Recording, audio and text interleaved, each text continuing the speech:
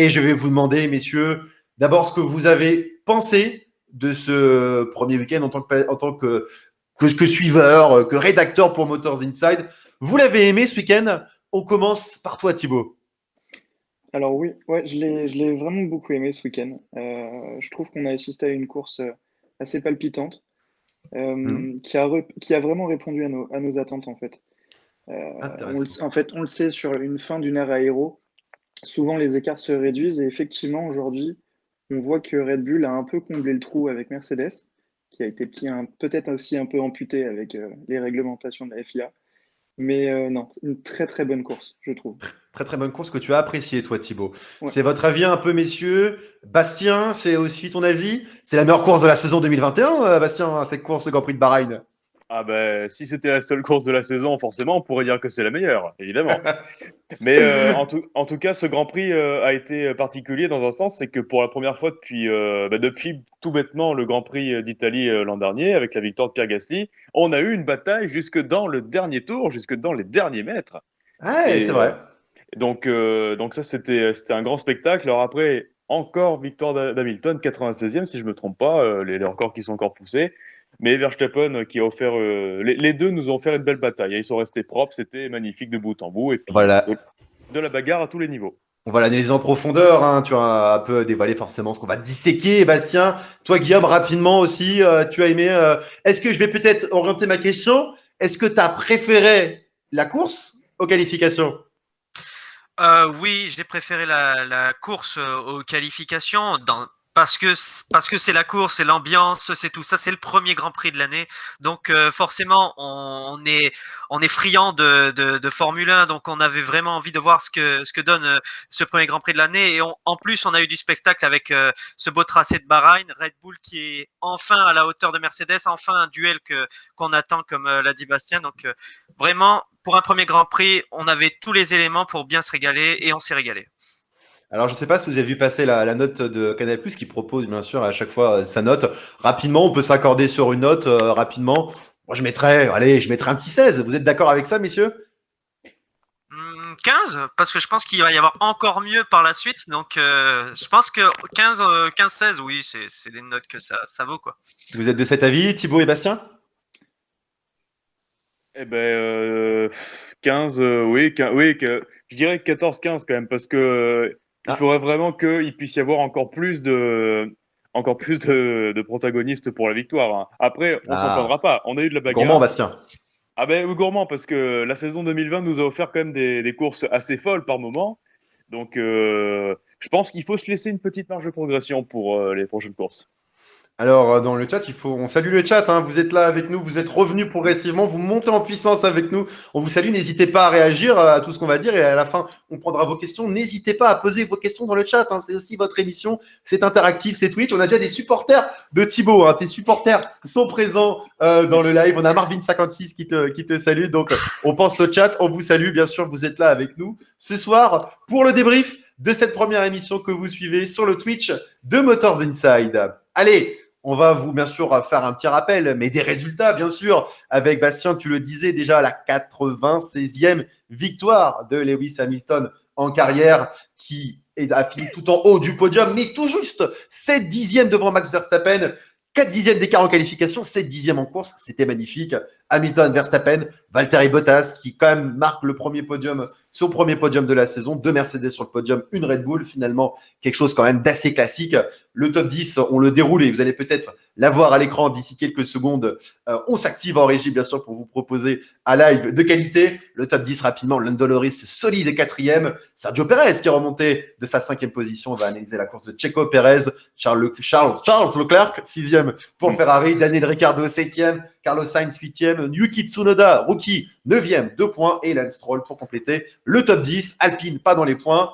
On va y revenir tranquillement, en tout cas, pour le classement de cette première course de la saison. Allez, messieurs, dames, vous qui êtes là sur Twitch, vous commencez tranquillement à arriver. On va aborder tous ensemble les points chauds de ce premier Grand Prix de la saison à Bahreïn. Allez, les points chauds, en effet, je le disais, On va commencer par le premier point chaud. Je pense que ça vous a aussi marqué. Bien sûr, on l'attendait. C'est l'essence même de la Formule 1. C'est ce match, cette fight entre Mercedes et Red Bull. Mercedes-Red Bull, finalement, il y a match. Quand on était parti, qu'on avait fini les essais libres, on ne s'attendait pas à un tel duel. Est-ce que finalement le match est plus important que prévu? Est-ce que pour toi, Guillaume, est-ce que le match est plus fort qu'on ne pouvait le penser avant d'arriver à Bahreïn? En début de saison, oui, en tout cas, enfin, plus fort à ce qu'on pouvait attendre. On s'attendait à ce que Mercedes réagisse très vite, comme ils le font d'habitude, et ils ont déjà comblé un paquet de l'écart qui était le leur aux essais privés, et puis même tout au long des séances d'essais libres. Mais en début de saison, on voit vraiment que Red Bull a vraiment les moyens de mettre en danger Mercedes et de pourquoi pas, sur une première moitié de saison, pas forcément de dominer, mais au moins d'embêter fortement Mercedes. Après, est-ce que ça va durer sur toute la longueur d'un championnat? C'est pas sûr, sachant qu'il y a 2022, le basculement des ressources, on en a parlé lors du précédent live. Donc oui, le match est là. On espère qu'il va durer toute la saison. On espère qu'il va durer toute la saison, en effet, Guillaume. Alors, vous l'avez vu ce week-end, vous étiez avec nous, vous étiez nombreux. D'ailleurs, on vous remercie du fond du cœur d'avoir suivi ces articles sur Motor Team. On a essayé de vous proposer ça au mieux. On vous a notamment proposé ce tableau, cette différence par rapport à l'an dernier. Finalement, tout le monde a perdu du temps avec les changements aérodynamiques, notamment à l'arrière, la découpe du fond plat qui a ralenti les écuries. Mercedes a perdu 2 secondes à peu près par rapport au qualif. Red Bull, un petit peu moins. Mais finalement, en course, ça s'est pas tant vu que ça, Thibaut, hein, cette différence d'écart, cette perte de la Mercedes. Mercedes s'est bien rattrapé, non? Je pense que Mercedes aussi a le choix du roi, c'est-à-dire qu'ils arrivent là quand même sereins en se disant, ok, on a perdu, mais on a quand même 2 voitures et 2 pilotes qui peuvent jouer la stratégie. Je pense que ce qui a beaucoup aidé Hamilton, c'est le fait que Bottas soit, entre guillemets, pas si loin. Pas si loin. Pas si loin. Bottas pas si loin en course. Bon, il faut préciser. Il finit à 37 secondes d'Hamilton, mais il a fait un arrêt au stand en fin de course, Valtteri Bottas. Donc, c'est vrai que Bottas était là, mais bon, un peu discret quand même dans cette bataille. Et justement, je voulais l'évoquer avec vous, les amis, dans cette hiérarchie. C'est vrai qu'on a déjà, ça s'est vu ce week-end, c'était quand même assez flagrant, mais on a déjà le numéro 1, le numéro 2 dans les 2 équipes références. Que penser voilà, on a la hiérarchie déjà en place, Bastien, à Mercedes comme à Red Bull. On sait qu'Hamilton et Verstappen sont les numéros 1 de cette équipe. Hein, c'est évident depuis plusieurs saisons, en tout cas. Il faut bien se le reconnaître parce que Valtteri Bottas, ça fait des saisons qu'il a l'ambition de battre Hamilton, de devenir champion du monde. Et à chaque fois, il se prend souvent une valise tout au long de la saison. Et pour ce qui est de Red Bull, Verstappen, il a une particularité, un peu comme Hamilton d'ailleurs, mais plus fort encore, il détruit ses coéquipiers. Pierre Gasly n'a pas tenu la comparaison, Alex Albon n'a pas tenu la comparaison, Ricciardo a fini par en avoir marre et quitter Red Bull.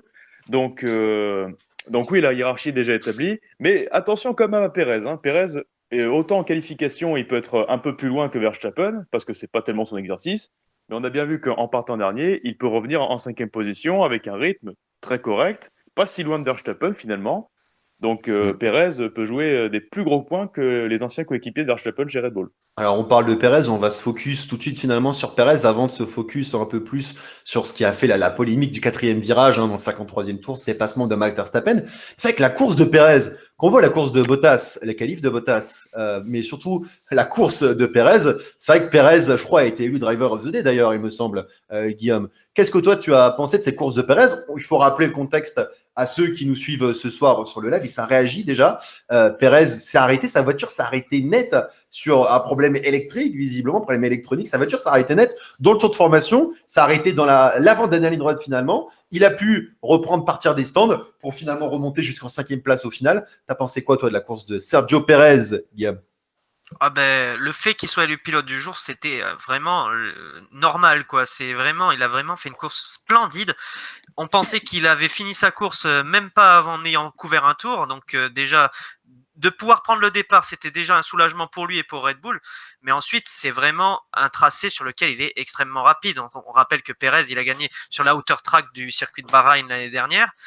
Il est vraiment rapide et dans des conditions à peu près similaires, c'est-à-dire qu'il était parti, faisait partie de l'accrochage Charles Leclerc, Max Verstappen l'année dernière. Il a réussi à remporter la course. Là, c'était beaucoup plus difficile. Hamilton et Verstappen ont dominé toute la course sur le tracé classique de Bahreïn, mais il a remonté tout un à un le peloton.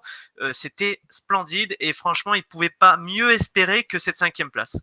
Ah, il ne pouvait pas espérer mieux que cette 5e place. Il rappelle quelqu'un qui aurait fait mieux finalement que Sergio Perez, selon Marvin56 dans le chat. C'est Thibaut, puisque Thibaut, visiblement en karting, tu es devant Lewis Hamilton. Mais bon, pour rester plus sérieux en tout cas sur cette performance, toi, c'était ton driver of the day, Sergio Perez. Alors, on va parler du top après, ou des tops et des flops, bien sûr, mais rapidement, toi, Thibaut, Sergio Perez, c'était ton top? Un de tes tops? Alors, finalement, après avoir revu toutes les images et tout, je pense que je vais quand même passer Verstappen comme driver of the day. Ah, Parce que je trouve dans sa manœuvre, du fait de rendre la place, ce qu'on trouve en karting, en fait, il est un peu revenu, même si c'était demandé par son équipe. Mais on revient sur, sur une valeur qui est traditionnelle à la course. Je t'ai passé en étant dehors, je te rends la place. Ouais, alors bon, Verstappen, au début, on a cru que c'était un geste fair play, mais pas du tout. Hein. C'était pas du tout volontaire de la part de Verstappen. Bah, d'ailleurs, on va s'y plonger dans cette polémique du 4e virage. Thibaut, ça réagit déjà dans le chat, avec notamment cette question de Marvin56. Est-ce que Verstappen, dans une Mercedes, peut battre plus facilement Hamilton? Bah, on ne sait pas. Bah, en tout cas, il y a match entre Red Bull et Mercedes pour ce premier Grand Prix de la saison. On espère pour la suite. Allez, messieurs, dames, qui nous suivez ce soir, vous êtes là pour ce live sur Twitch. On va rentrer dans ce qui a fait quand même le sel de cette bataille, le climax de cette bataille, c'est ce dépassement de Max Verstappen qui était revenu. Alors, ils se sont échangés la première place, Verstappen et Hamilton, Verstappen, Hamilton, et Verstappen qui est revenu en fin de course avec des pneus plus neufs par rapport à Hamilton qui était sur des durs usés. Verstappen a saisi l'opportunité au 53e tour, ce dépassement, les 4 roues à côté finalement. Alors, on a vu cette polémique, mais la polémique, ce n'est pas… En fait, la polémique, messieurs, je pense que vous êtes d'accord avec moi, c'est pas le dépassement de Verstappen. Le dépassement de Verstappen, tu l'as dit Thibaut, il était illégal. T'en penses quoi, toi, Bastien? Ce dépassement de Verstappen sur Hamilton était illégal. Alors ça, c'est vrai que c'était quand même une question assez cornélienne, hein, finalement. Est-ce que c'était bien ou pas de dépasser Hamilton par l'extérieur en sortant des limites alors que Hamilton sortait allègrement des limites? Après, en soi, la manœuvre, elle est somptueuse. Franchement, parce que Verstappen, on a vu qu'il est passé maître dans les dépassements par l'extérieur et qu'il n'a pas doublé juste bêtement avec le DRS en pleine ligne droite. Non, non, non, non. Là, il a fait les freins à Hamilton par l'extérieur. Après, pour ce qui est des limites de piste, les commissaires avaient prévenu pourtant que ça se ferait un peu plus à l'œil. Là, c'est évidemment très visible. Mais c'est quand même compliqué à dire. Moi, je dirais en tout cas, très personnellement, que la manœuvre était somptueuse. Mais dans les règles, malheureusement, ça passait pas. Marvin56 qui nous dit, je pense que Verstappen n'aurait pas dû écouter l'équipe. C'est vrai que quand on voit la team radio, alors c'est vrai que le dépassement de Verstappen est magnifique. Hein. Les amis, si vous avez vu cet on-board, on vous le conseille sur F1 TV. On vous lâchera des abonnements à la fin si vous êtes sage pour F1 TV. Mais c'est vrai qu'il a construit son dépassement en plusieurs virages. Ça s'est arrivé dès la première ligne droite finalement, départ arrivé. Il a construit ça en 2-3 virages. Il s'est jeté donc il s'est jeté finalement à l'extérieur, hein, pas à l'intérieur du virage, et il est passé les 4 roues, mais il a dû laisser la place. Est-ce que Verstappen n'aurait pas dû écouter l'écurie? C'est un peu la question piquante. Et c'est vrai que quand on a entendu sa team radio à la fin, lui, il n'avait pas envie de céder la place. Mais Verstappen, il dit qu'il avait la capacité finalement de mettre ces 5 secondes d'écart. Est-ce que Verstappen n'aurait pas dû écouter l'équipe, messieurs? Oh non, je pense qu'il a pris la bonne décision parce que est-ce qu'il aurait eu une pénalité de 5 secondes? Est-ce qu'il aurait eu une pénalité de 10 secondes? Sachant qu'il restait plus que 3 tours. Je pense qu'il a fait le bon choix. Pour revenir à ce qui a été dit, oui, c'est Michael Masi s'est expliqué de toute façon cet après-midi. Le briefing des pilotes avait été clair pendant les essais et pendant les qualifications. On annulait le tour si les pilotes franchissaient la ligne. Il avait été clarifié qu'en course, ça aurait été beaucoup moins regardé, bien que ce soit suivi par 2 personnes qui regardaient chaque tour les voitures qui allaient au large. Mais là, franchement, c'est pas le fait de franchir la ligne qui a été reproché avec Verstappen, ça a été de dépasser Hamilton et d'avoir un avantage. Donc, c'est normal que ce soit sanctionné. C'est normal, mais en fait, finalement, ce qui n'était pas normal, et c'est ça, on va rentrer dedans, les amis, n'hésitez pas à réagir aussi sur ce live en commentaire, c'est le fait, quand même, finalement, Hamilton avait le droit de faire ça, mais Hamilton, je ne sais pas si vous avez compté, on l'a vu passer sur les réseaux sociaux, mais c'est moins une vingtaine de fois, je ne sais plus si vous avez le chiffre exact, les amis, mais que Lewis Hamilton… 29, Guillaume, qui a tenu les comptes, qui avait fait une petite croix à chaque fois, qui a vu le live, bon, c'est passé sur les réseaux sociaux. 29 fois, donc, Lewis Hamilton a franchi les 4 roues en dehors du quatrième virage. Donc là, on parle pas de la lutte, hein, on parle Hamilton qui a franchi en bonne partie de la course. Après, la FIA est arrivée puisque Red Bull a fait cette demande de demander à la FIA, mais est-ce que c'est légal ce que fait Hamilton? Et finalement, la réponse était non. Alors, ça a un peu polémiqué, on en a parlé sur Motors Inside, mais est-ce que la FIA a été assez claire, Thibaut, dans son énoncé des règles et notamment par rapport à ce fameux quatrième virage? Je pense que non, ils n'ont pas été clairs et ils n'ont pas assumé jusqu'au bout. C'est-à-dire qu'il y a tous les moyens qui sont possibles, les boucles électroniques pour compter, pour vraiment faire une vraie limite de course. Parce qu'on le sait qu'un bac à gravier à cet endroit-là pourrait être compliqué vu le track. Mais non, il y avait moyen de faire mieux. Il y avait moyen de faire mieux et d'éviter une polémique qui, au final, pouvait très bien être évitée, je trouve. Alors, Michael Masi qui a réagi, on a repris bien sûr ses déclarations. Rien n'a changé du tout pendant la course. Alors, c'est vrai que bon, les essais libres de la qualif, c'était clair. Vous dépassez, clac, votre tour est annulé. Par contre, on n'a pas vu beaucoup ça. Donc, j'ai pas le souvenir d'avoir vu beaucoup de tours annulés en qualif. Hein. Soit les pilotes ont été très calmes. Hein, Guillaume, j'ai pas vu de. Le tour de Sergio Pérez, justement, s'il est 11e en course, c'est parce que son tour a été annulé. Il a dû refaire une tentative. Il a refait une tentative en médium. Les autres ont amélioré en tendre. Et donc, du coup, il s'est fait sortir. Et on voit que finalement, Red Bull s'est fait prendre à son propre jeu. Parce que si Pérez passe en Q3, c'est complètement une autre course. Ouais.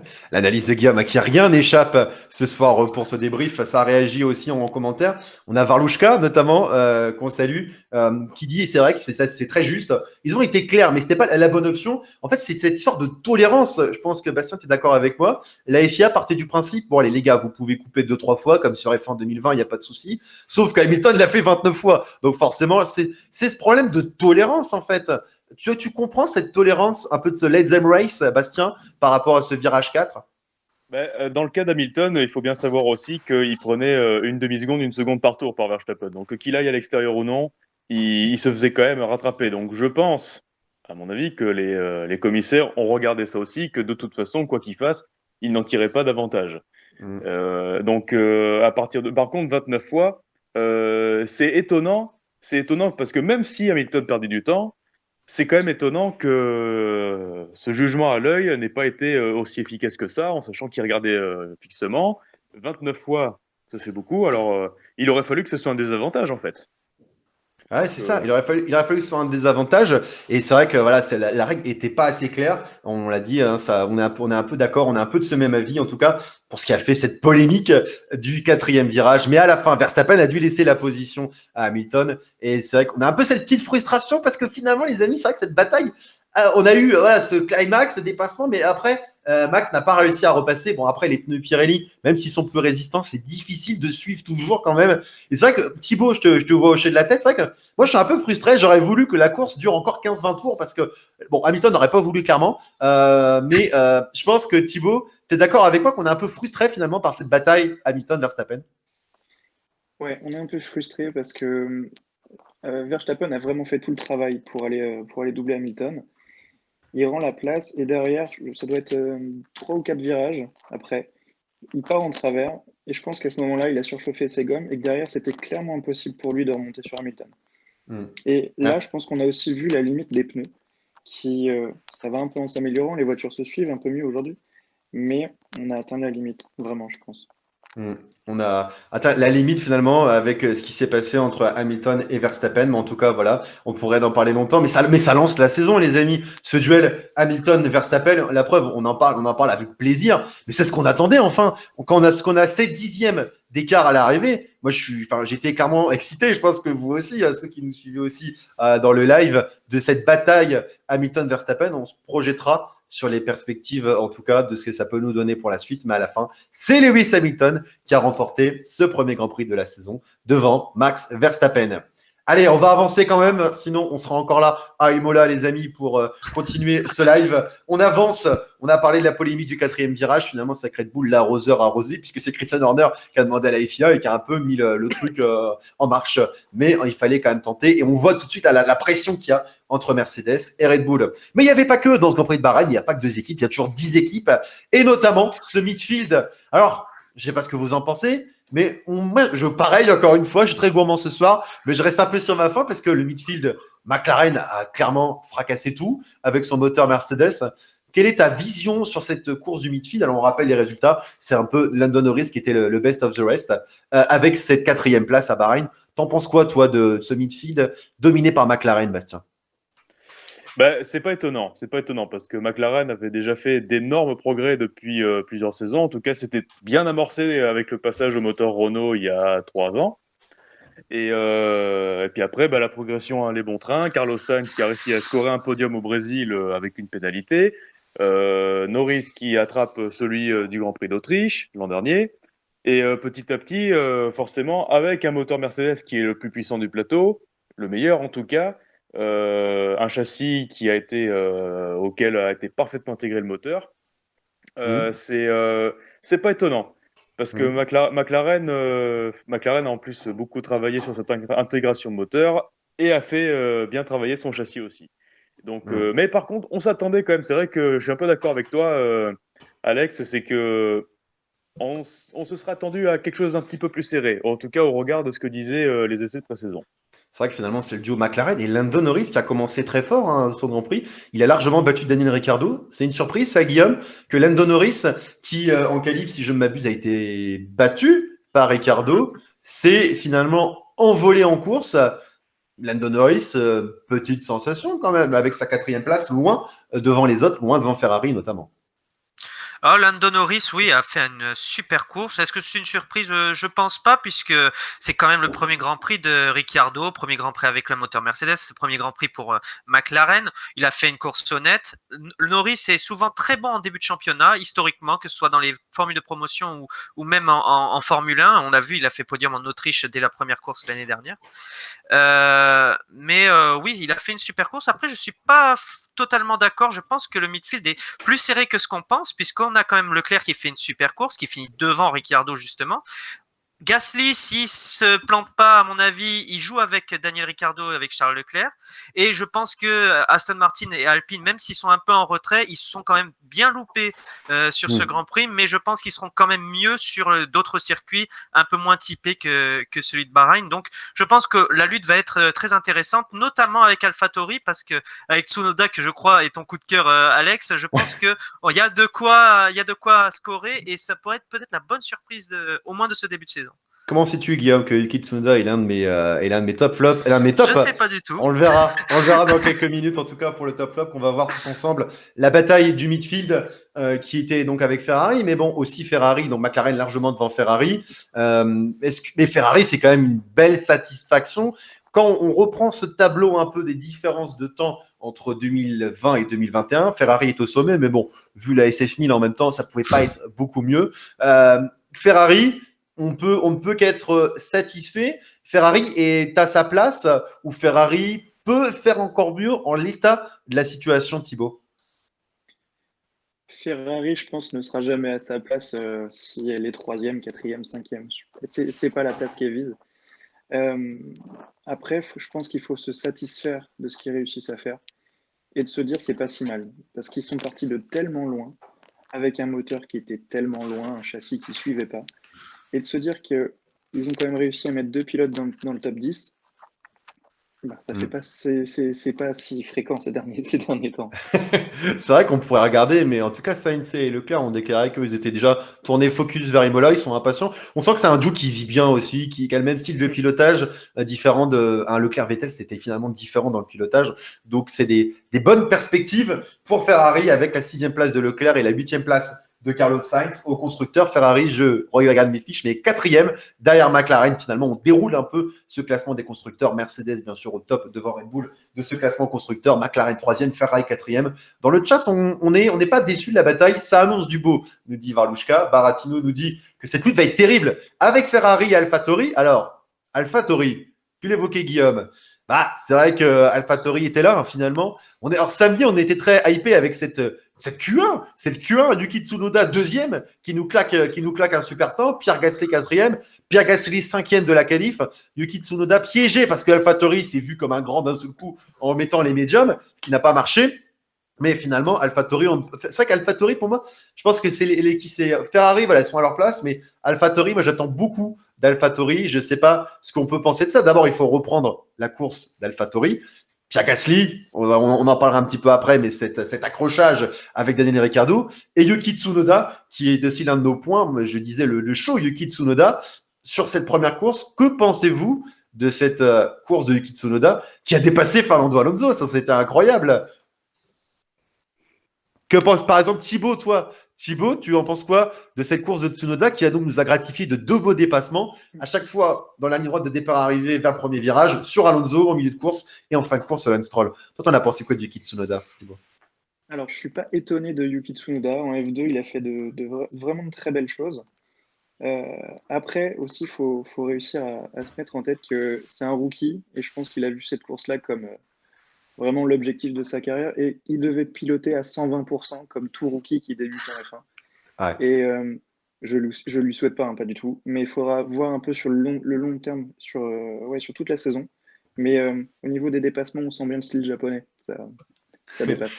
Toi, t'as beaucoup suivi Thibaut. Tu suis la F2 en fait, hein, et tu as été surpris par cette course de Tsunoda par rapport à finalement ce qu'il nous a fait dimanche. Non, il a toujours été assez agressif en piste et il a bien compris. Et puis de toute façon, l'AlphaTauri n'est pas une voiture compliquée à piloter.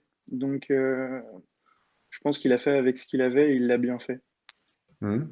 Ouais, il a bien fait, Yuki Tsunoda, un très bon début. Je sais pas si vous avez entendu notamment cette radio à un moment où Yuki Tsunoda carrément crie comme un fou dans la radio. Il était à 120% Yuki Tsunoda. Très belle course en tout cas, et il nous a fait bien plaisir. Toi, il t'a fait plaisir aussi, Bastien. C'était avant de fraîcheur, Yuki Tsunoda qui a secoué le paddock et qui a secoué le Grand Prix, hein. Ah ben il y en a comme ça, des rookies qui font de très très beaux débuts.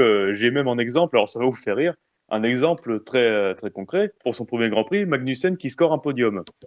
C'est vrai, Voilà. 2014. Je peux rebondir sur ce que disait Thibaut.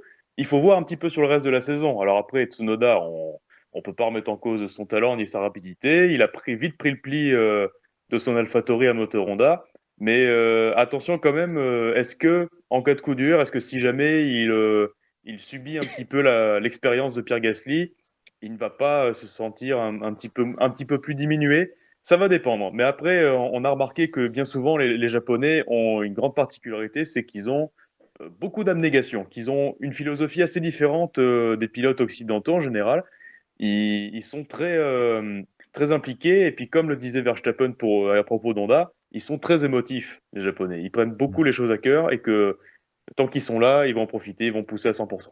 Le sport automobile japonais qui a été notamment porté par Takuma Sato, expérience en Formule 1 avec Honda, et qui a remporté les 500 miles d'Indianapolis. En tout cas, voilà pour les débuts de ce qu'on pouvait dire par rapport à Yuki Tsunoda. Allez, messieurs, on va entamer un peu ce petit chapitre dans ce débrief par rapport à Alpine. Bah, les amis, je suis déçu. On a beau dire, on a vu les déclarations d'Ocon, Alonso qui reste diplomate, Ocon qui vaut du positif, mais Alpine a déçu, les amis. Alonso qui s'est battu pour arriver à peine en Q3, 9e de la Q3. Ocon piégé. Alors, sa place en Q1 n'était pas la vraie valeur finalement de sa performance, mais Ocon qui est resté piégé en Q1 à cause notamment de ses drapeaux jaunes dans le dernier tour. Et la course, ça s'est mal passé. Ocon, finalement, qui termine 13e, qui a été accroché par Vettel. Et Alonso, on y revient. Alonso qui a abandonné sur un drôle de problème de frein, mais notamment, avec un Guillaume, ça a été un souci visiblement assez insolite pour Fernando Alonso. Insolite, je crois que c'est le bon mot. En fait, c'est un emballage de sandwich d'un spectateur ou autre qui s'est coincé dans ses écopes de frein arrière. Et vu qu'il s'est pas en allé avec la vitesse, les freins ont brûlé et finalement, il avait plus de frein à l'arrière. Donc, il était obligé de rentrer. Oui, Alpine décevant. Après, on s'attendait à ce que les débuts soient compliqués. La voiture est saine, mais il manque de la performance, comme on disait la semaine dernière.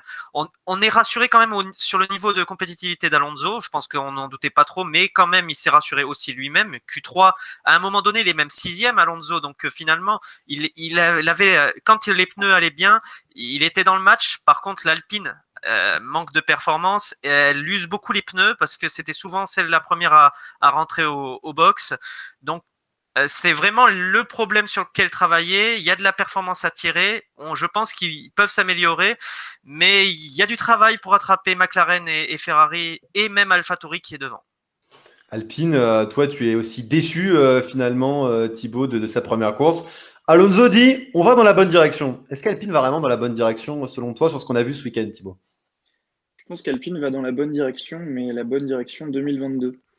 Euh, ce choix de changer la bouche, enfin le capot moteur, de remonter les radiateurs, finalement de changer vraiment un centre de gravité d'une voiture, je trouve ça compliqué. Et j'ai l'impression que sur une saison, ils se sont dit, OK, on va passer celle-là peut-être un peu compliquée, mais on va déjà bosser sur l'année prochaine parce qu'au final, on le sait, c'est le meilleur élève, celui qui aura le mieux bossé sur une nouvelle réglementation aéro, qui remportera tous les lauriers. Et je l'espère aussi, hein, on est français, on supporte Alpine, mais je pense que cette saison va être très compliquée quand même. Ah, saison très compliquée, c'est vrai que tu as raison. On voit Alpine est serein. On a vu les déclarations de Laurent Rossi. On se projette sur l'avenir. Toi, tu penses que Bastien, tu penses qu'on ne doit pas attendre grand-chose d'Alpine pour l'instant? On a un très bon commentaire de Varlouchka qui dit ça fait depuis le retour de Renault en 2016 qu'on dit ouais, l'année prochaine, t'inquiète. C'est vrai que t'en penses quoi de ce début de saison d'Alpine, Bastien? Je sais pas si c'est par chauvinisme que je dirais ça, mais il faudrait peut-être attendre un circuit sur lequel l'Alpine serait un peu plus à l'aise, parce que en soi, la voiture, bon, elle manque un peu de vitesse de pointe. On l'a vu, Alonso qui s'est fait déposer complètement par Tsunoda. Mais à côté de ça, la voiture, elle tourne pas mal, hein. Même si elle use les pneus, il y a quand même de l'appui, il y a un peu de performance. La voiture est assez stable, hein, globalement, hein. C'est juste, elle va beaucoup cramer les pneus, beaucoup appuyer sur l'arrière. Et donc, attendons de voir. Mais après, c'est vrai que pour cette première course, c'était assez décevant. Alonso qui a, comme à son habitude, tiré la quintessence d'une voiture qui est pas forcément dans le coup.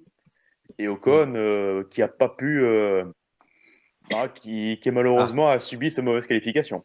Donc, On va en parler dans quelques minutes, hein, Bastien, avec le bilan des francophones, l'accrochage Ocon-Vettel. Mais en tout cas, voilà ce qu'on pouvait dire pour Alpine. On va finir un peu ce petit tour, parce que j'ai quand même envie qu'on parle d'Aston Martin. On les a pas vus ce week-end, on les a pas vus. Qu'en pense finalement Lawrence Stroll quand on a vu la belle vidéo de présentation et quand on a vu ce qui s'est passé là? Ouh là là là là. Alors, en dehors du fait de Vettel qui a été aussi piégé en Q1 comme Ocon, moi je suis encore plus déçu limite d'Aston Martin que d'Alpine. Je sais pas ce que tu en penses, Thibaut. Ouais, déçu.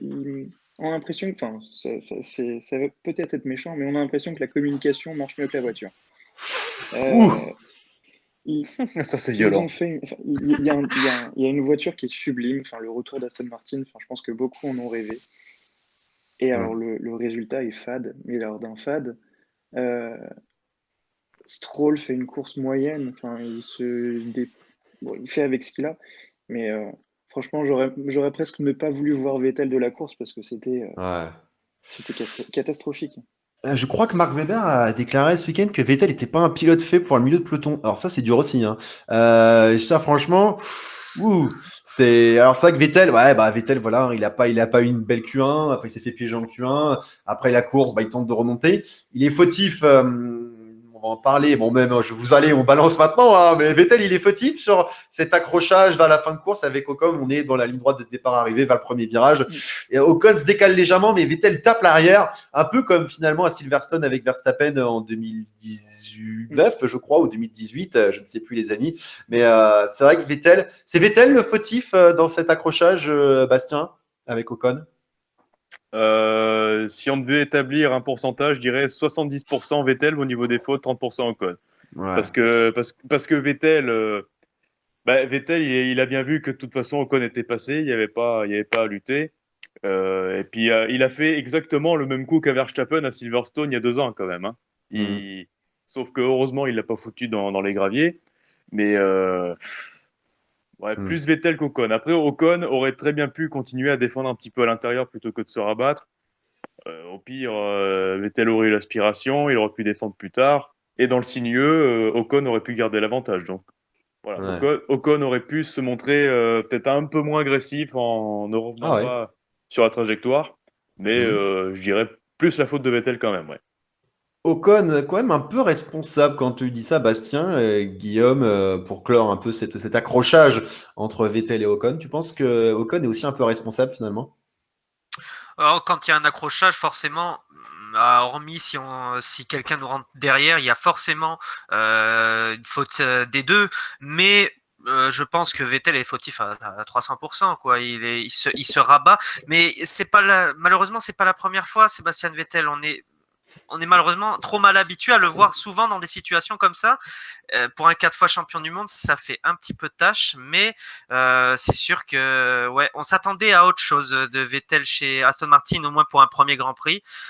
On va espérer que ça se rattrape sur les Grands Prix suivants, mais comme j'ai dit, je suis assez sceptique sur Aston Martin en général.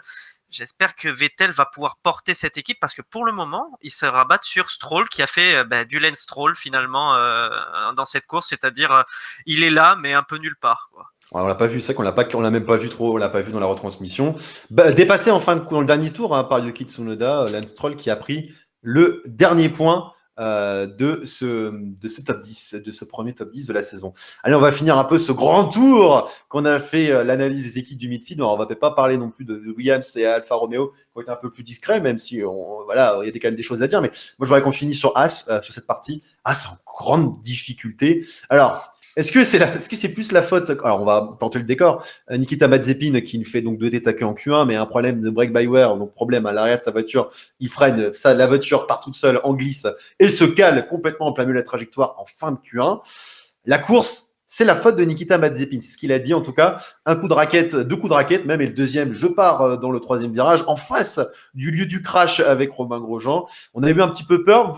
Enfin, moi je sais pas vous, mais quand j'ai vu cette image, une As qui sort, ça m'a fait tout chose quand on sait ce qui s'est passé avec Grosjean l'an dernier. Mais est-ce que Mazepin est coupable ou pas? Alors, qui veut s'emparer de ça? Qui dit oui, les amis? Est-ce que Mazepin est un peu plus coupable que sa voiture? Guillaume, toi, tu penses qu'il est plus coupable? Même si on sait qu'ils ont la pire voiture quand même. Donc, faut pas non plus trop accabler Nikita Mazepin.